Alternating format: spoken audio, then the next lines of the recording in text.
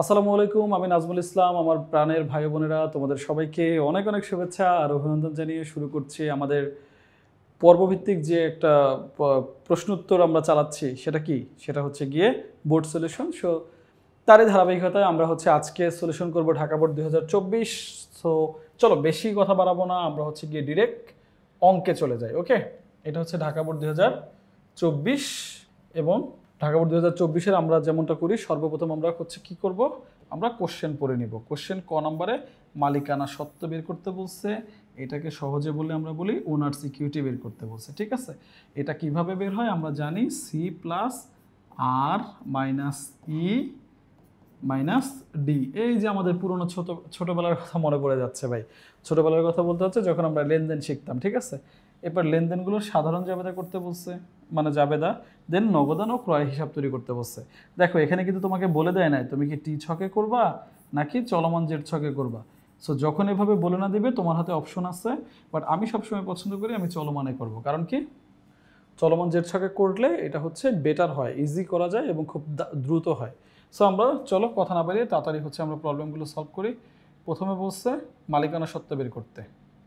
So মালিকানা সত্ত্ব বের করতে আমরা এটা জানি যে মালিকানা সত্ত্ব বের করতে গেলে আমার কি লাগবে, সি প্লাস আর মাইনাস ই মাইনাস ডি। এই হচ্ছে সূত্র। দেখি কোথায় কোথায় আছে। এই যে ক্যাপিটাল আছে, যন্ত্রপাতি আছে, তার মানে সি আছে। সি আছে 3 লাখ। ঠিক আছে, সি আছে কত, 3 লাখ। পণ্য ক্রয়, এটা হচ্ছে ব্যয়। ব্যয় আছে কত, 50,000। ব্যয় আছে 50,000। পণ্য বিক্রয়, এটা হচ্ছে আয়। তাহলে আয় আছে 30,000। তারপর হচ্ছে মালিক কর্তৃক পণ্য উত্তোলন। উত্তোলন কি হবে, মালিক কর্তৃক পণ্য উত্তোলন কি হবে, দেখো কত হয়েছে, 10,000। উত্তোলন কি হবে, মাইনাস হবে। উত্তোলন কি হবে, মাইনাস হবে। আর এইখানে আবার কি হবে, 10,000 প্লাস হবে। কারণ কি বলতো, এটা হচ্ছে পণ্য উত্তোলন, এটা ব্যয় কমছে। আমরা এটা ভালো করে জানি যে কিছু এন্ট্রি আছে যা একবার প্লাস হয় একবার মাইনাস হয়। কি, একবার প্লাস হবে একবার মাইনাস হবে। যেমন ধরো কি কি কি আছে এগুলা, বিনামূল্যে পণ্য বিতরণ, মালিকের ব্যক্তিগত প্রয়োজনে পণ্য উত্তোলন, এই টাইপের যে ক্রয় মূল্যে পণ্য উত্তোলন, এই টাইপের যে এন্ট্রিগুলো আছে, বা বিক্রয় মূল্যে পণ্য উত্তোলন, তখন হয় কি একবার প্লাস হবে একবার মাইনাস হবে। এই এন্ট্রিগুলো ভালো করে মনে রেখে দাও। চলো আমরা একটু সলিউশনে দেখি। তাহলে এখানে মালিকানা সত্ত্বটা আমরা বের করে ফেলছি। তাহলে মালিকানা সত্ত্ব হ্রাস করে, যে মালিকানা সত্ত্ব যে হ্রাস করে বা মালিকানা সত্ত্ব যে কমায়, মালিকানা সত্ত্ব পুরোটা করে ফেলছি। কারণ তোমরা নিজেরাই বুঝতে পারতেছো কোনগুলো কোনগুলো তোমার মালিকানা সত্ত্ব কমায়, কোনগুলো কোনগুলো তোমার মালিকানা সত্ত্ব কমায়। তাহলে কোনগুলো কমায় মালিকানা সত্ত্ব, চলো তো দেখি। তাহলে মালিকানা সত্ত্ব কোনগুলো কমায় তোমরা নিজেরা কিন্তু দেখছো, আমি একদম ভেঙে ভেঙে বুঝাইছি। তাহলে মালিকানা সত্ত্ব কমায় হচ্ছে তোমার এই যে পণ্য উত্তোলন, পণ্য ক্রয়, এই দুইটা। আমরা ওখানেও সেমই লিখছিলাম। দেখো আমরা অ্যান্সারে যাই, এই যে পণ্য ক্রয় আর পণ্য উত্তোলন, ক নম্বরের অ্যান্সার শেষ। এরপর আমরা কি করব, চলো। এখানে যে বিষয়টা আছে, তুমি চাইলে ওই যে একবার প্লাস হয় একবার মাইনাস হয়, তো আমরা আসলে এখানে দুইটা ধরলেই সবচেয়ে ভালো। আমরা তো পুরো মালিকানা সত্ত্ব একদম করতেছি না যে মালিকানা সত্ত্ব বের করো, তাহলে আমরা প্লাস মাইনাস করে লাস্ট পর্যন্ত যাবো। জাস্ট বলছে কোনগুলো কোনগুলো মালিকানা সত্ত্ব প্লাস হয়। তো আমি হলে দুইটাই অ্যান্সার করতাম, আমার কাছে এই দুইটাকেই যৌক্তিক মনে হয়েছে। ঠিক আছে, এরপর আমাদের বলছে যে সাগরিকা ট্রেডার্সের যে লেনদেনগুলো আছে সেগুলোর জাবেদা করতে। তো চলো আমরা একটা সাধারণ জাবেদাগুলো করে ফেলি সাগরিকা ট্রেডার্সের। তো সাগরিকা ট্রেডার্সের সাধারণ জাবেদাগুলো যখন আমরা করব, তখন আমরা আগে দেখি লেনদেনগুলো কি ছিল। প্রথমে ছিল নগদ, এরপর ছিল যন্ত্রপাতি নিয়ে ব্যবসায় শুরু।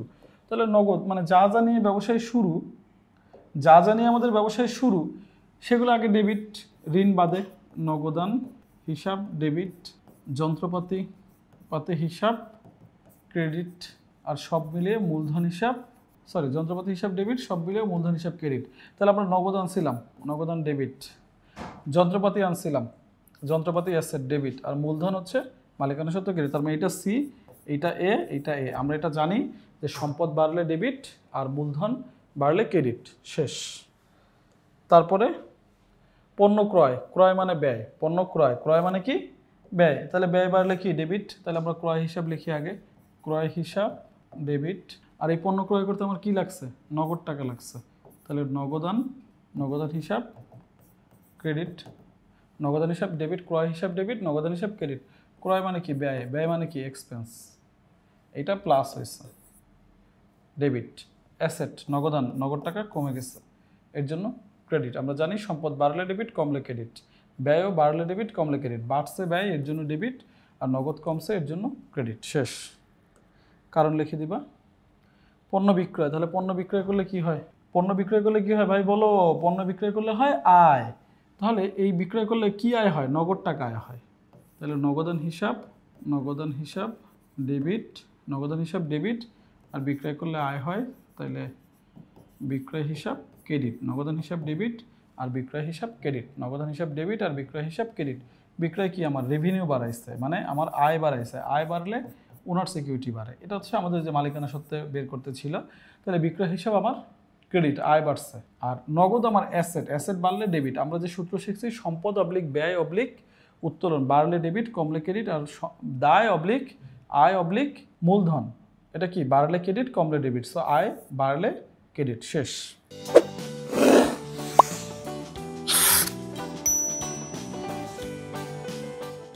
এরপর আছে মালিক কর্তৃক পণ্য উত্তোলন। এই লেনদেনটা আমার খুব পছন্দ, এটা আমার ভালো লাগে। এটার মধ্যে ভাবার অনেক বিষয় আছে।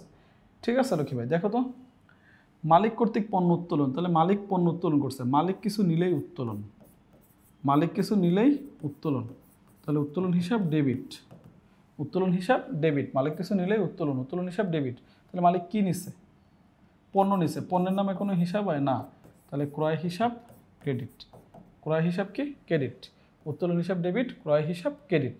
তাহলে উত্তোলন ডেবিট, ক্রয় ক্রেডিট। উত্তোলন কি হয়? উত্তোলন হচ্ছে ড্রয়িং, মানে উত্তোলন বাড়লে কি? ডেবিট। ঠিক আছে। আর ক্রয় মানে কি? ব্যয় কমায়। ক্রয় মানে কি? ব্যয় কমায়। আমার এটা ব্যয় ছিল, মালিক নিয়ে গেছে, কমে গেছে, ক্রেডিট। এবার যদি মালিক নগদ নিত, তাহলে নগদান ক্রেডিট। মালিক ব্যাংক নিলে ব্যাংক ক্রেডিট। তার মানে মালিক কিছু নিলে সেটা উত্তোলন ডেবিট। এবার যা নিছে সেই অংশ ক্রেডিট। শেষ আমাদের জাবেদা। ওকে, এরপর আমরা দুইটা খতিয়ান করবো, একটা হচ্ছে নগদান হিসাব এবং আরেকটা হচ্ছে ক্রয় হিসাব। চলো আমরা তাহলে দুইটা খতিয়ান করে আসি। দেখো এখানে কারণ সহ প্রত্যেকটা ডেবিট ক্রেডিট যেটা আমি করাইছি সেটাই দেয়া আছে। এবার আমরা দুইটা খতিয়ান করব। কয়টা খতিয়ান করব? দুইটা। এক হচ্ছে নগদান করব, আরেক হচ্ছে ক্রয় করব। তাহলে দেখো আমরা খতিয়ানের, যেহেতু আমাদের নির্দিষ্ট করে কোনো কিছু বলা নাই, আমরা চলমান জের ছকই করলাম, চলমান জের ছকই করব। আর হেডলাইন দিলাম নগদান হিসাব, ক্রয় হিসাব। একটা ছক দেখাই দিই তো ওই ছকের মতোই তো সব ছক হয়। তারিখ, বিবরণ, জাবেদা পৃষ্ঠা, কারণ এটা খতিয়ান। ডেবিট টাকা, ক্রেডিট টাকা, মানে এই যে হিসাবটা করতেছি এটা কি ডেবিট হবে না ক্রেডিট হবে, সেই অনুসারে টাকা বসবে। জের বা ব্যালেন্স, ডেবিট ব্যালেন্স এবং ক্রেডিট ব্যালেন্স। জের বা ব্যালেন্স, ডেবিট ব্যালেন্স এবং ক্রেডিট ব্যালেন্স। ছকটা আমরা পাইছি। তাহলে আবার ধীরে ধীরে বলি।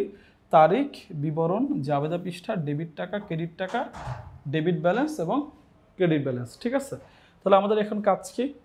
ফোকাস সব থাকবে কোথায়? নগদানে। তাহলে নগদান কোথায় কোথায় ছিল? জাবেদা দেখে নাও। নগদান প্রথমে আছে মূলধনে, তাহলে ওখানে নগদান কি আছে? নগদান ডেবিট আছে। তো নগদান যদি ডেবিট হয়, নাম এখানে কি বসবে? মূলধন। দেখো ওখানে অপোজিট ক্রেডিট নাম, ক্রেডিট নাম আছে মূলধন, ক্রেডিট নাম কি আছে? মূলধন। তাহলে অপোজিট নাম আমরা বসাই দিছি, এটা ক্রেডিট। দেন নগদান যেহেতু ডেবিট, টাকাটাও ডেবিটে বসছে, ব্যালেন্সটাও ডেবিটে বসছে। শেষ, প্রথম লেনদেন শেষ। এরপরে ক্রয় করছি নগদে। দেখো তো নগদান ডেবিট না ক্রেডিট? নগদান ওখানে ক্রেডিট, নগদান ওখানে ক্রেডিট, নগদানটা কি? ক্রেডিট। তাহলে অপোজিট নাম ডেবিট কি আছে? ক্রয় আছে। তাহলে আমরা এখানে অপোজিট নাম ক্রয় হিসাব বসাই দিচ্ছি। আর যেহেতু নগদানটা আমার ক্রেডিট, তাহলে এই যে আমার ক্রেডিট পাশে টাকা গেছে। তাহলে এখন দেখো টাকা কি এখন 2 লাখ থাকলো, যেহেতু এটা ব্যালেন্স প্রতিদিন আপডেট হয়। 2 লাখ থাকলো না, আগে ছিল কত? 2 লাখ, চলে গেল 50,000। তাহলে এখন ব্যালেন্স হাতে আছে কত? 1.5 লাখ। শেষ। এরপরে বিক্রয় করছে। বিক্রয় করলে আমার কি হয়? বিক্রয় করলে নগদান ডেবিট হয়। কারণ কি? বিক্রয় করলে আমার আয় হয়, বিক্রয় করলে নগদান কি হয়? ডেবিট হয়। তাহলে নগদান ওখানে কি আছে? ডেবিট আছে। আর অপোজিট নাম কি আছে? ক্রেডিটটা বিক্রয়। তাহলে বিক্রয় অপোজিট নাম আমরা লিখে ফেললাম, বিক্রয় অপোজিট নাম আমরা লিখে ফেললাম। শেষ। তাহলে ওখানে নগদান কি আছে? ডেবিট আছে। তাহলে ডেবিটে বসাইছে। কোথায় বসাইছে? ডেবিটে। তাহলে আগে কি ছিল? টাকাও বাড়বে এখন। 1,50,000 যোগ করে 30,000 হয়েছে 1,80,000।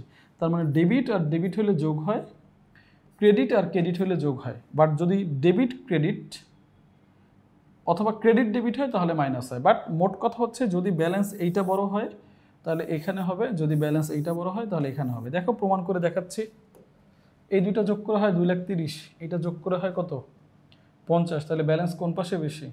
ডেবিট পাশে। কত বেশি? 1,80,000। দেখো এই যে 1,80,000 এখানে বসে গেছে। সো এইটা আমরা কি করি, এইটা আমরা দিনে দিনে যোগ বিয়োগ দেখাই, আর একসাথে যোগ করলেও সেম।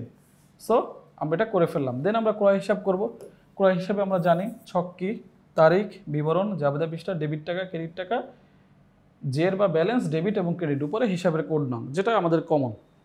এখন এখানে ক্রয় কয়টায় আছে? ক্রয় দুইটাই আছে। দেখো প্রথমে যখন আমরা ক্রয় করছি তখন ক্রয় কি ছিল? জাবেদা করলে ক্রয় ছিল ডেবিট আর নগদান ক্রেডিট ছিল। তাহলে ক্রয় আমরা যেহেতু করতেছি অপোজিট নামটা বসাই দিলাম তারিখ দিয়ে।